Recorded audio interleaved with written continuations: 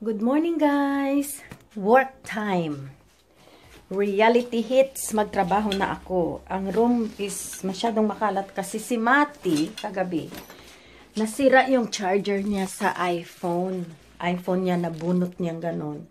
Tapos nabugto. Ano nga ito? Na snap. So ngayon, naghanap ng charger. Wala kaming iPhone kasi yung mga bata, wala naman dito yun, may mga iPhone sila. Ako naman, Samsung kami ni Morris. So hinalungkat yung mga chargers namin, look. Yan. Ang dami. Hindi ko pa naayos kasi magtrabaho na ako. Naglalaba ako doon eh. So, isang load. So, mamaya ko na yan lipitin pag uwi ko. So, ayan. Aalis na ako magtrabaho. Yung perfume na dala-dala ko sa trabaho, super malaki. Dapat magdala lang ako ng maliit. Ang lalaki ng mga bottles nila. Kaya, maghanap ako ng, aray. Hala. Medyo maliit lang. Para na, yung mga ganito lang kalaki. Oh. Yan. Kaya iwanan ko yan siya. Ayan. So, magtrabaho na ako. Let's go. Ito na ang bagong friend ko sa trabaho. Ito, hindi siya masyado mabigat. Maganda pala. Yes! Very good. Not too heavy on shoulder. Yung rice cooker lumabas. Yung charger kasi ito. Yung power bank puno na pala. Kunin na yan. Binili namin to sa Philippines. Nung nag-holiday kami one time. Ay, booking na hulog. Wala patay. Naku. Ayun, umaandar pa. Yan, power bank. I can't remember. 4,000 yata yung bili ni Morris nito. Doon sa Ace Hardware. Sa SM. Sa atin. So, yun, pati yung charger, Pilipinas. Sa atin din yan nabili. Kasi iba yung dito sa Australia. Iba yung nila. Yung pin, 3, 2, pero sideways. Kaya, kailangan yan, dapat sideways yan. Sa atin naman diretso, diba? Ayun guys, muna ako ng lunch ko. Ito. Yan yung lunch ko. Liligpitin ko muna to bago ako aalis. May pa ako 10 minutes magligpit.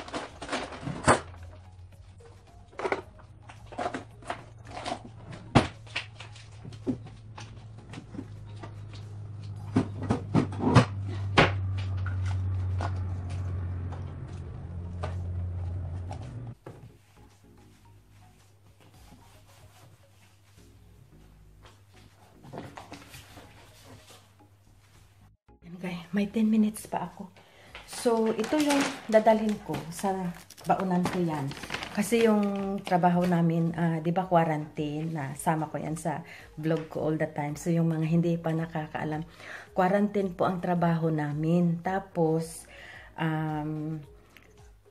hindi pwede yung mga iski, yung mga ganun kasi nag-undergo siya sa UV light para na yung UV light maka-absorb sa loob ng plastic, yung ganun, para ma-quarantine yung mga baon, galing sa bahay, yung ganyan.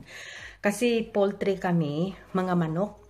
So, ang company namin yung pinakamalaki sa Australia, yung Steagles na brand, pero marami yan siyang mga sisters company, which is, nila yan, isang banner lang yan, isang may-ari lang. Pero binili na ba? Parang 5 companies yan, binili lahat.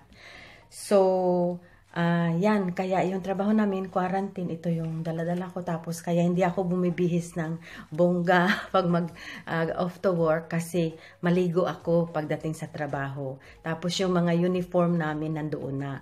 Farm yung trabaho ko. Maraming trabaho doon na ginagawa ko sa trabaho namin.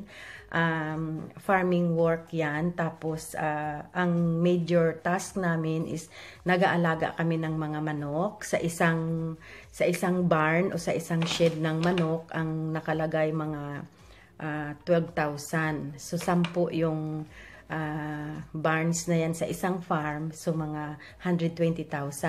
Itlog yan lahat for hatching, yung mga itlog. So ngayon ang isang araw sa 10 shed, pag nag-pick na kami, makarating kami ng 95,000 sa isang araw. Araw-araw. Araw-araw yan, 7 days kasi hindi naman alam ng manok kung kailan hindi mangitlog, di ba? Araw-araw nangingitlog sila. So, hanggat na wala na, hanggat na kakatayin na yan sila, so wala na yan, mga 8 months. Pero over 1 year old sila. Kasi pagdating sa amin, malapit na sila 3 months old. Ready na ba mangitlog? So, iban pagdating sa amin, hala, pangitlog yan hanggat matapos yung farm. Tapos, pagkatapos naman yan ng farm na wala ng mga manok, lilinisan yan. Tapos, lahat-lahat yan nililinisan, kinikis-kis lahat-lahat yan by hand. So, it's a big job. Ang isang farm minsan mga 8 weeks bago makabalik ang manok doon kasi pina-quarantine ulit, yun lahat yan. Talagang malinis na malinis yan. Yung mga machines na ginagamit, ini-scrub lahat yan. So, it's a big job. Maraming tao na gumagawa kasi umiikot yan sila sa lahat na lilinisan na farm. Si Morris naman yung trabaho niya, nagda-drive siya ng machine. So, yan ang major task ni Morris talaga. Driver siya sa machine. Kaya yung mga tain ng manok, underneath doon sa shed, ini-scoop ng machine niya, tapos linalagay. Tapos pina-flatten ang floor na may concrete yan kaya lang may rice hole, pina-flatten yan. Tapos lahat yan bago, everything. Tapos yung mga pupo ng manok, binibinta yan ng company. So walang waste, So yan ang trabaho. Ang major task ko sa trabaho namin is mag-training ako ng mga tao pag mayroon na iti-training yung mga baguhan. Tapos pag wala, mag-aalaga kami ng manok araw-araw. So, nagwo-walk kami. Marami kami. So, nagwo-walk kami isa-isang shed. Minsan ako 2 shed. Minsan 4 na sheds yung ginagawa, sa isang araw. So, maglakad kami niyan. So, ang linalakad namin sa isang araw, minsan maka 9.5 kilometers. Medyo malayo din ang maabot. Kaya nakakapagod pag kasi lakad ka ng lakad. Habang naglalakad ka, tinitingnan mo yung mga manok kung okay sila, kinukuha mo yung itlog na hindi nakapasok sa nest box, kukunin mo yun para hindi nila makita. Pag makita nila, akala nila it's okay na mag-lay sila sa floor. Hindi kasi may nest box marami. So doon dapat sila mangitlog. So pinupush namin sila doon na, doon kayo, Pag makita nila yung mga So, very clever yan sila. So, pag makita nila yung ibang manok na nakaupo doon sa nest box, susunod din. Gaya-gaya lang. Ganyan Kaya, early training sa mga birds, yan ang ginagawa namin. Kasi early training, alam nila kung saan sila mangitlog. It's better for us kasi marami kaming malinis na eggs na makakapture instead na seconds. Kasi pag nasasahig na minsan, madumihan na siya, di ba? The seconds na siya. So yun, kaya very intense din minsan o majority of the time o 99.9% of the time very intense kasi nga mabilis. Tapos minsan 2-3 lang kami sa room naman na pinupuntahan ng itlog. Doon naman lahat binabalot. Yun doon ang pinakamabigat talaga sa shoulder, masakit yun. Kasi mabilis Sa isang kalahating oras, sa isang side, 2 machine makakakuha ka ng 5,000 na itlog na ipapack ng machine pero bubuhatin mo. So yan ang kaya mabigat. At saka yung mga boxes na linalagyan, 4 na high, napakataas sa isang palit, mataas pa sa ulo ko. So ang height ko minsan it's a little bit funny. Kaya lang kahit yung mga puti na mga kasamahan ko, kahit matangkad sila, sumasakit din yung likod nila kasi gumaganon. So, may rotation kami, pero minsan, masakit pa rin. Matagal na ako sa trabaho ko dyan, mga 8 years na ako. Sa isang trabaho ko naman, pareho lang na company, isang company lang. Supervisor ako doon, malamig, super lamig. Nag-11 years ako doon kasi processing plant yun, di ba? Kaya pagpasok mo parang freezer naman. It's really cold. Kasi yung mga fillets ng manok, yung mga hiwa ng manok, dapat cold sila all the time. Kaya yung buong room malamig. So nag-11 years ako doon, supervisor ako doon for 6 years. Pero hindi makaya ang lamig. Super lamig. Tapos yung room ko doon na inaalagaan, di ba 3, nakwento ko noon sa isang channel ko. 3 room, 60 katao ang hawak ko. Ako lang isa na may hawak na 60. Ako lang ang Pilipina.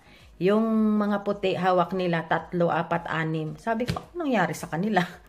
So ako binigyan 60. Kaya sabi ko, okay, push pa more. So, dito naman ngayon, ayun, training. Training pa more. Kaya, yun. So, ayan. Yan ang story ng trabaho ko.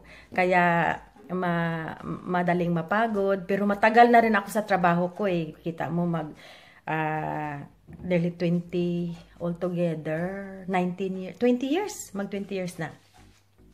Kaya, okay lang. So, time to go to work and have fun again. So, I shall see you later. Bye. Nag-Hungry Jacks muna kami. Hungry Jacks. Wala tayong order namin. Naghihintay lang ng order. The Philippines every day. Overloaded smoky barbecue pulled beef and chips. You can have beef, you can have chicken. Nice, huh? Yummy. And I have a burger from Hungry Jacks or Burger King. I think Burger King in Philippines. Hungry Jacks here in Australia. May mango. Mati ka